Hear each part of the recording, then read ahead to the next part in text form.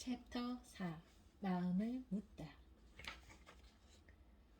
왕자는 다시 거리로 나갔습니다. 왕자는 거리에서 요란한 소리를 듣게 되었습니다.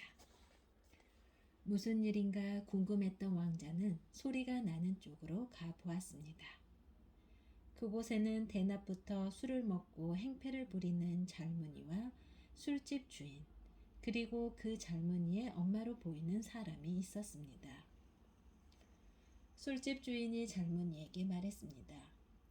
아니, 술을 먹으려면 곱게 먹어야지. 사람들에게 시비나 걸고. 당신 마음대로 그렇게 행동해서 장사를 망쳐놔야 좋겠어?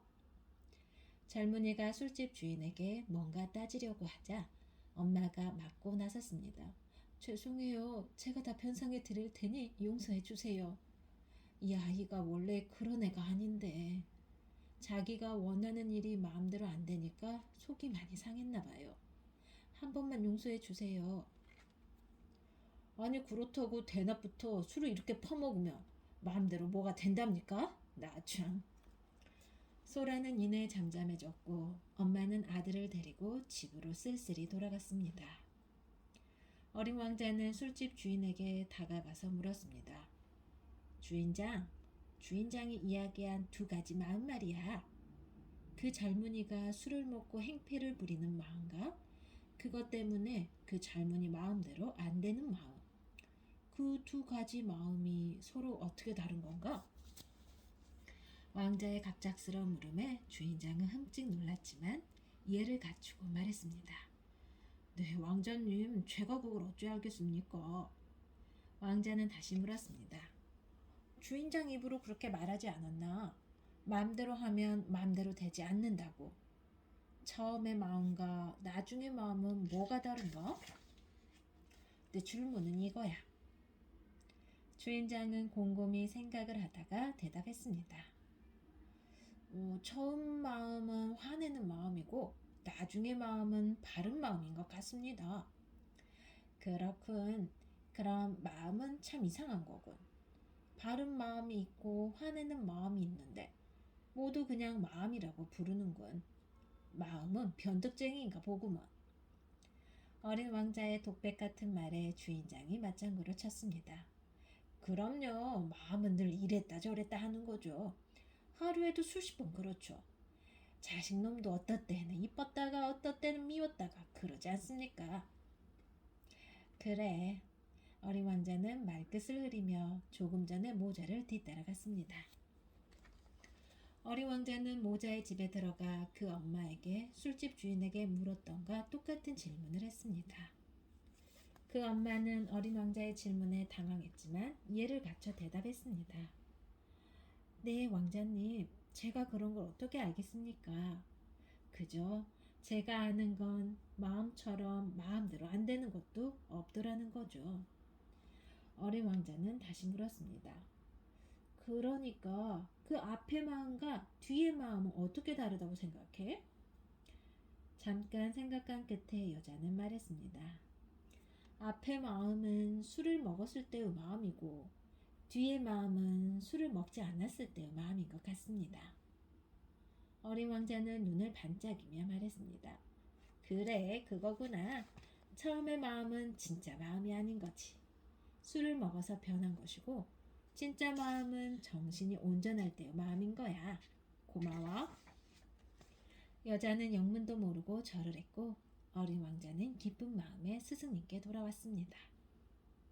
스승님께 돌아온 어린 왕자는 신이 나서 밖에서 있었던 일을 말하고 나서 이렇게 말했습니다. 스승님, 마음은 진짜 마음과 가짜 마음이 있어요. 진짜 마음은 변하지 않고 한결같으면서 늘 지혜롭고 현명하지요. 그런데 가짜 마음은 늘 변하고 화나고 짜증나는 그런 마음이에요. 스승님은 대견한 듯이 말했습니다. 왕자님, 정말 대단한 발견을 하셨네요. 왕자님 말씀이 맞는 것 같아요. 지난번 왕자님과 이야기한 것을 지금 말씀하신 것과 연결해 본다면 어떻게 될까요? 정말 그러네요. 그러니까 진짜 마음은 사랑하는 마음이고 가짜 마음은 사랑받고 싶어서 변질된 마음이네요. 하지만 사랑받고 싶어서 짜증이 나고 화가 나고 하는 것들을 가짜 마음이라고 할 수는 없을 것 같은데요. 왕자님, 정말 그렇군요.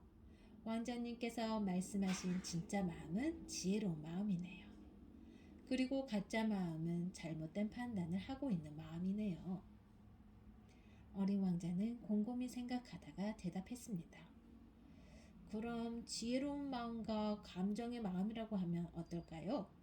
감정의 마음은 그저 사랑받고 싶은 마음 때문에 늘 잘못된 판단을 하게 되지만 이것은 감정적으로 반응하는 경우가 많아서 그런 것 같아요. 스승님은 고개만 끄덕였습니다.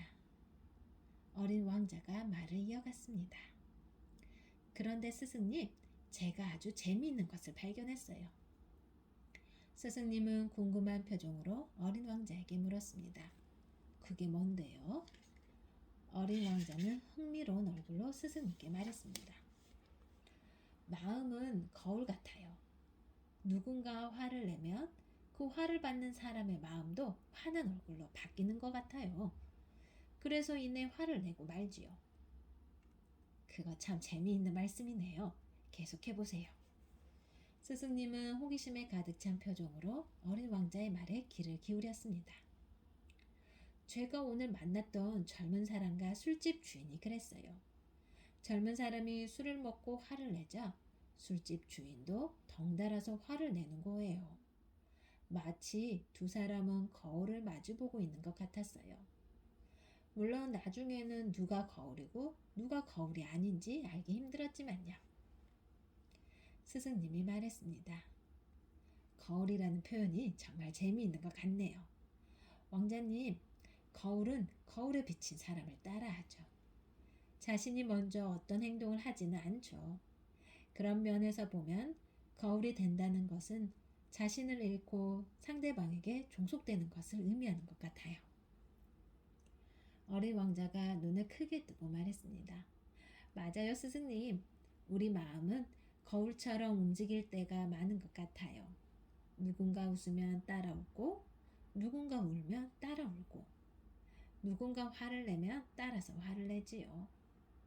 하지만 함께 웃을 때나 함께 울 때는 행복한데 함께 화를 내고 나면 불행한 느낌이 들어요. 스승님이 말을 받았습니다. 왕자님 말씀을 듣고 생각해 보니 우리의 마음은 사랑을 줄 때는 매우 주도적이지만 사랑을 받을 때나 사랑을 받지 못해서 화가 난 사람들을 대할 때는 종속적으로 변해서 그의 거울처럼 변하는군요. 맞아요, 스승님. 사람들은 뭔가를 받을 때 거울처럼 받아요. 줄 때는 주인처럼 주게 되고요. 그래서 사랑할 때는 모든 것이 아름답게 보이고 화가 나 있을 때는 모든 것이 다 아름답게 보이지 않는 것 같아요. 스승님은 눈을 크게 뜨고 어린 왕자에게 말했습니다. 방금 왕자님께서 또 대단한 발견을 하신 것 같아요. 어린 왕자는 영문을 모르겠다는 표정을 지었습니다. 그러자 스승님이 말을 이어갔습니다. 왕자님의 말씀은 처음에는 그냥 사람과의 관계를 말하는 것 같았지만 세상의 오묘한 이치에 대한 이야기가 숨어 있다는 것을 깨달았습니다. 사람들은 삶이 자신의 뜻대로 되지 않는다고 쉽게 운명을 한탄하고 자포자기하지만 사실 그것은 자신이 비추어진 세상의 거울을 바라보는 것 같아요. 늘 세상의 배경으로만 살아온 자신을 발견하게 된 것이죠. 세상에 비추어진 자신의 모습을 볼 때 늘 불만과 편견에 가득 찬 세계가 보인다면 거울이 그런 자신의 모습을 투영해 비춰주고 있는 거죠. 그러니까 세상이 아름답지 않은 거예요. 하지만 사랑으로 가득 찬 사람은 좋은 사람들이 늘 주변에 있으면서 서로 사랑해주기 때문에 그가 보는 모든 세계는 아름다울 수밖에 없는 거예요. 어린 왕자는 미소를 지으며 말했습니다. 맞아요, 스승님. 그건 삶을 얼마나 부유하게 살았는지 결부해서 보는 것과 다른 이야기인 것 같아요. 그러니까 우리가 말하는 부자들의 삶을 보면서 자신을 비관하는 가난한 사람들, 혹은 부자이면서도 도받지 못해 불만인 부자들, 그 어떤 부류에 속하더라도 그것은 중요한 게 아니에요. 행복과 부유함은 큰 거리가 있는 것 같아요. 스승님과 어린 왕자의 대화는 차를 몇 번 더 데울 만큼 길어졌습니다.